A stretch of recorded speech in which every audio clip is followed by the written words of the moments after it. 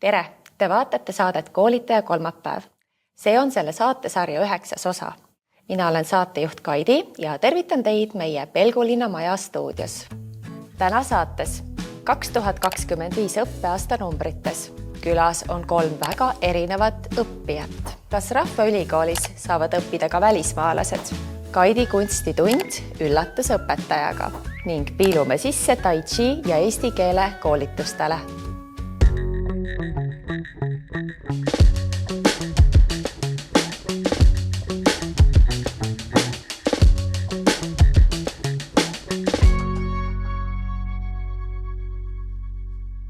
Saate eesmärk on avastada koos elukestva õppe võimalusi, tutvustada meie koolitajaid ja julgustada sind proovima midagi uut.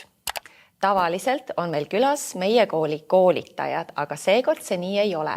Külla tulevad meie kooli õppijad.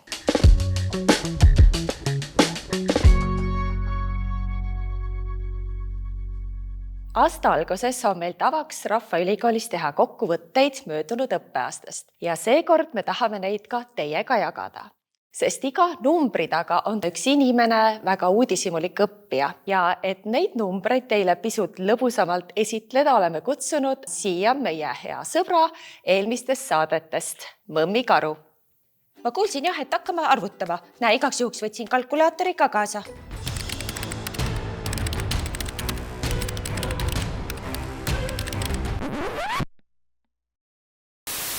Ei, Mõmmi, sa ei pea üldse arvutama, sa lihtsalt loed mõned olulised tulemused ja numbrid ette. Hästi, mulle meeldib esineda. Tere! Kõigepealt loeme eelmise õppeaasta koolitajaid, sest ilma nendeta poleks ju õppetöö Rahvaülikoolis üldse võimalik. 2025 aastal õpetas Rahvaülikoolis 122 koolitajat. Vau, päris palju! Õnneks ei pea nad kõik korraga sinna tooli mahtuma. Kuna neid koolitajaid tõesti nii palju oli, siis tänu neile toimus kokku pea 360 koolitust. Jah, võtab tõesti silme eest kirjuks. Kõikidel meie koolitustel osales kokku 3359 õppijat. Ja kui need kõik paigutada siia meie Vanalinnamaja saali, näeks see välja umbes selline.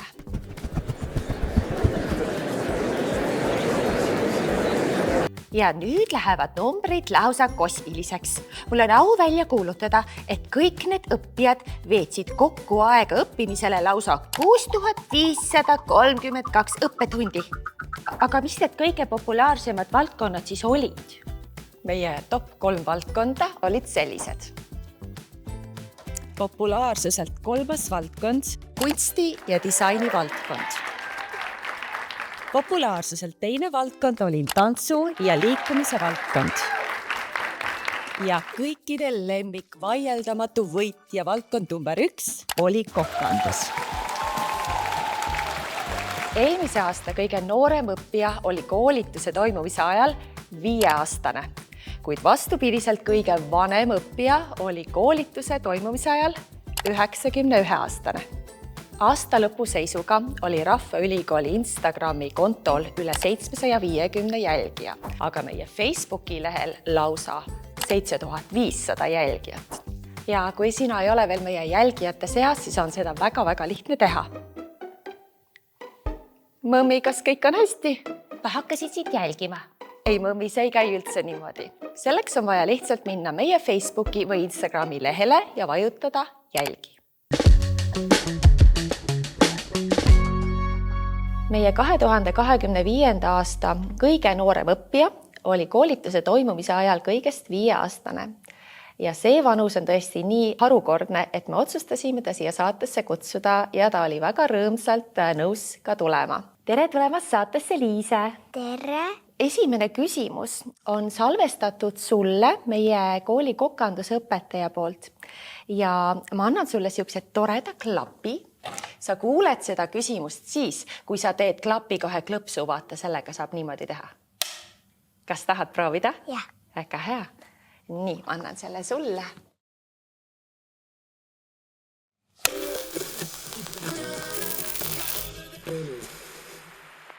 Mis on sinu lemmiktoit, mida oleksid sa nõus sööma iga päev?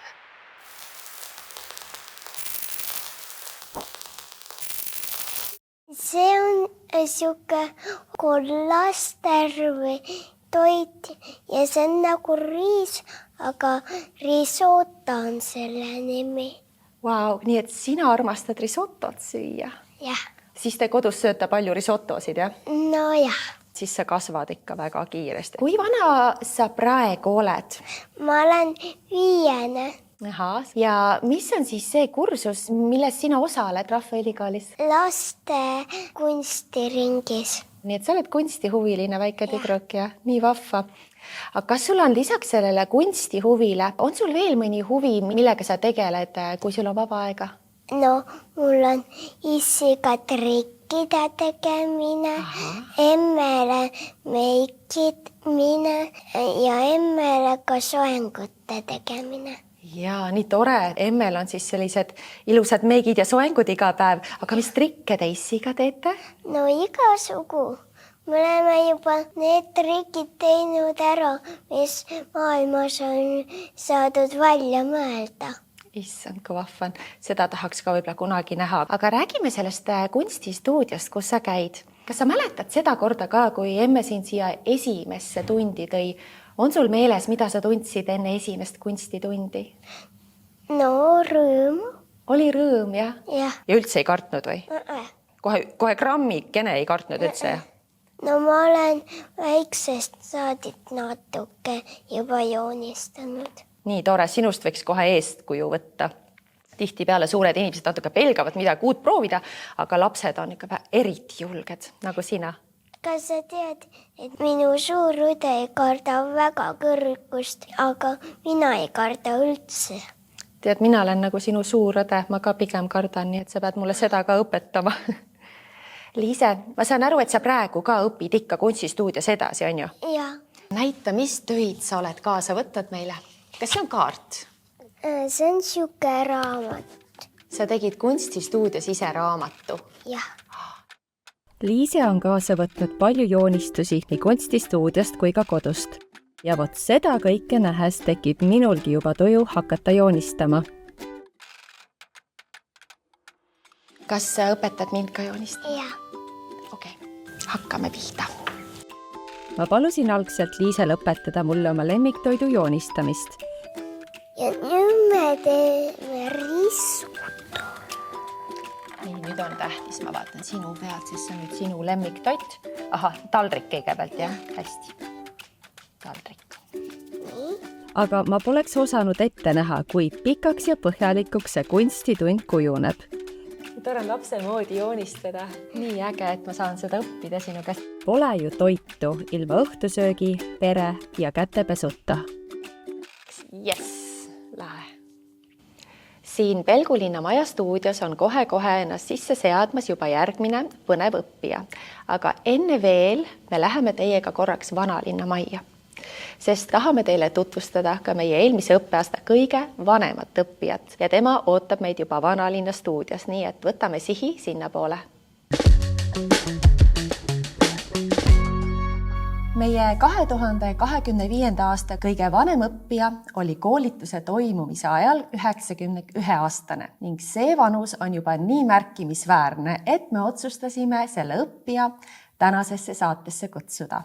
Tere tulemast saatesse, Hilja Helgi. Tore, et te siia tulite ja suur aitäh selle ilusa lille eest. Selle jätame Rahvaülikooli ja see jääb siis teid siia ka tagasi ootama. Ja proua Hilja, kui vana te praegu olete ja mida te meie koolis õppisite? Momendil olen ma juba 92. Nii selle aasta alguses ma sain. Ma saan aru, et te omal ajal olite pedagoog. Olen lõpuni olnud. Hariduses on Hilja Helgi töötanud pikalt, mitmes lasteaias ning ka lastepäevakodus, aidanud seal arendada ja kasvatada väga paljusid lapsi. Ja olete terve elu õppinud. Olen terve elu õppinud. Ja õpite edasi ka? Õpin edasi ka. Ta peab enese täiendamist normaalseks, sest see on vajalik ja annab elule palju juurde. Tallinna Rahvaülikoolis läbis Hilja Helgi nutiseadme baaskoolituse. Mida te nutiseadme kursuselt uut teada saite?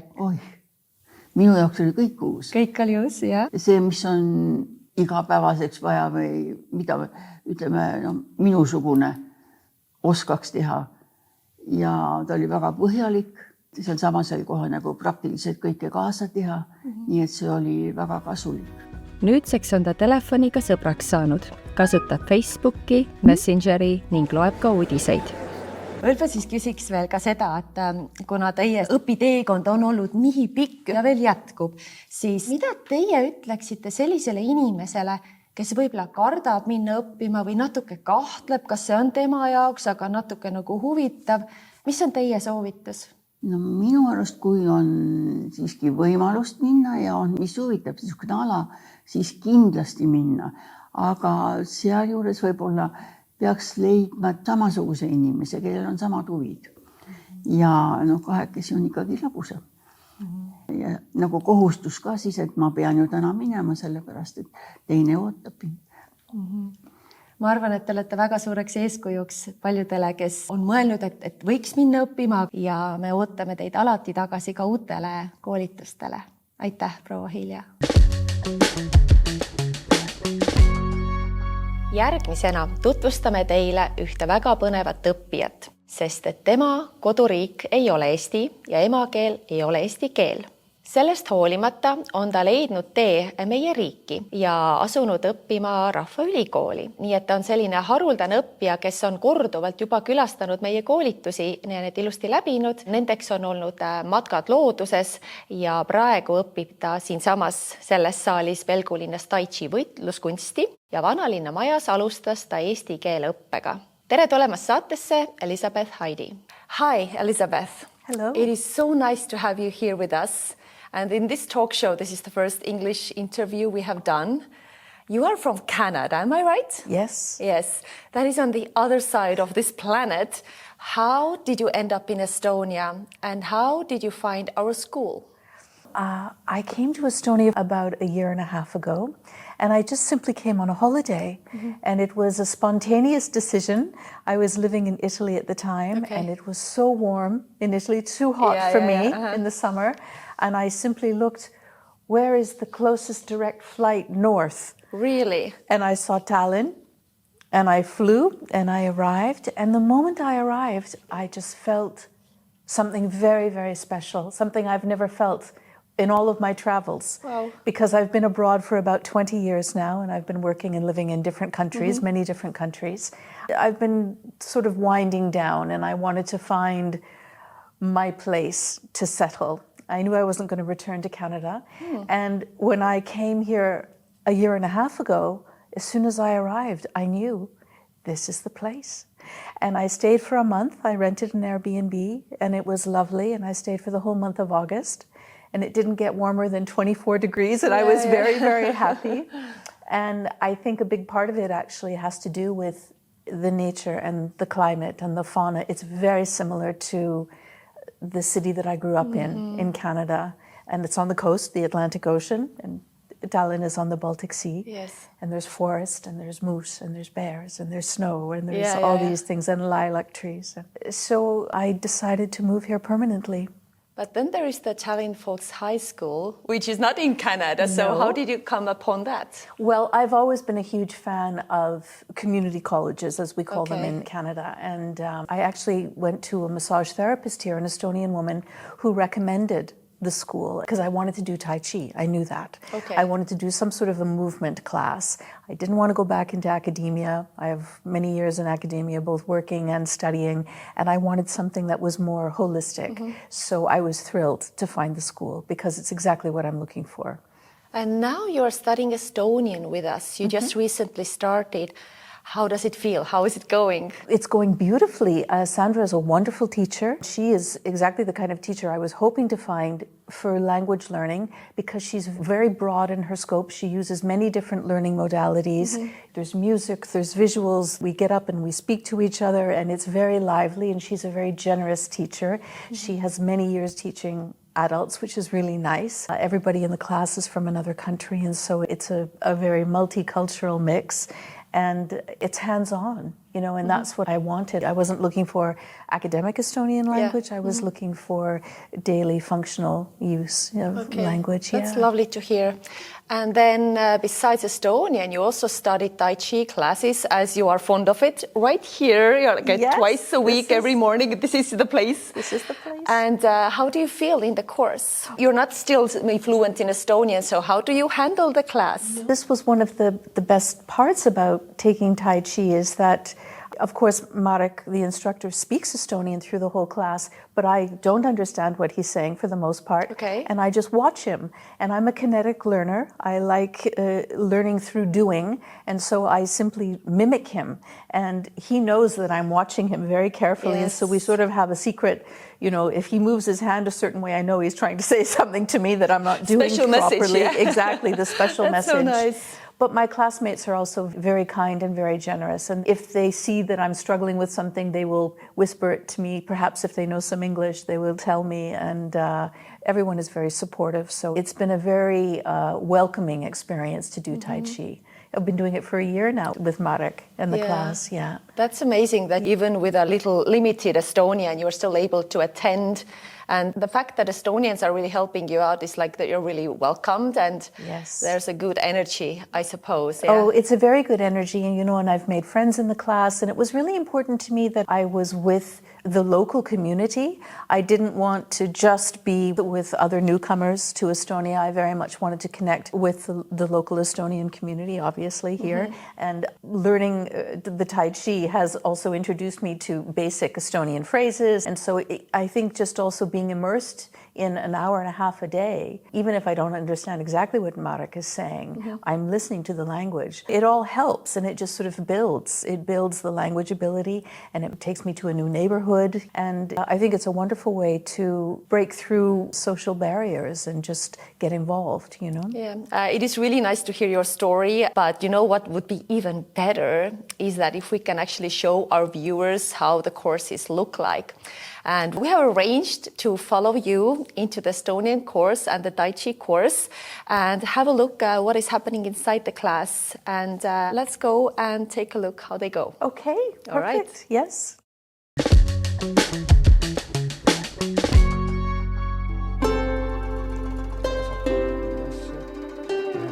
On teisipäeva hommikune Tai Chi tund Pelgulinna majas. Seda on ilus vaadata. Tai Chi on rahulik, voolab ja kulgeb läbi keha. Ja nüüd käed voolavad, voolavad, voolavad, voolavad, voolavad, voolavad.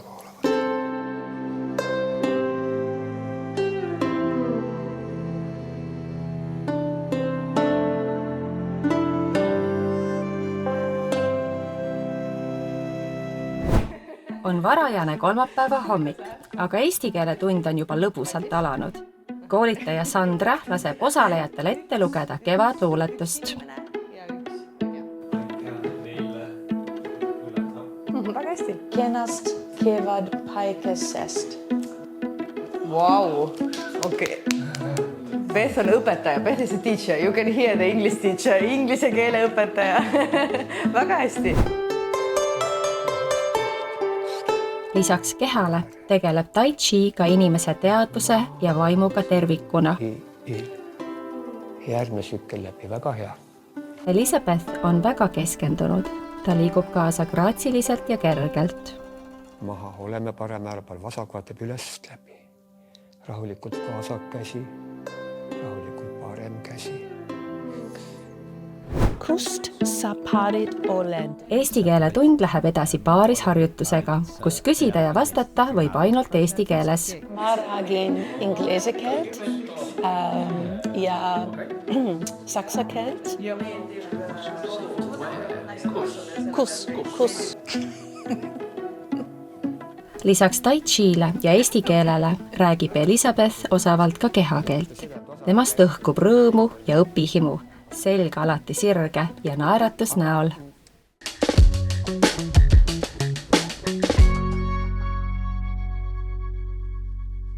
Oli äärmiselt meeldiv kuulata erinevate õppijate lugusid. Ja nüüd oleme palunud Liisel kaamera väliselt salvestada üks küsimus meie saate järgmisele külalisele. Kes see külaline on ja mida Liise temalt küsib, kuulete teie juba järgmises saates Koolitaja kolmapäev. Aitäh vaatamast ja kohtumiseni, nägemist!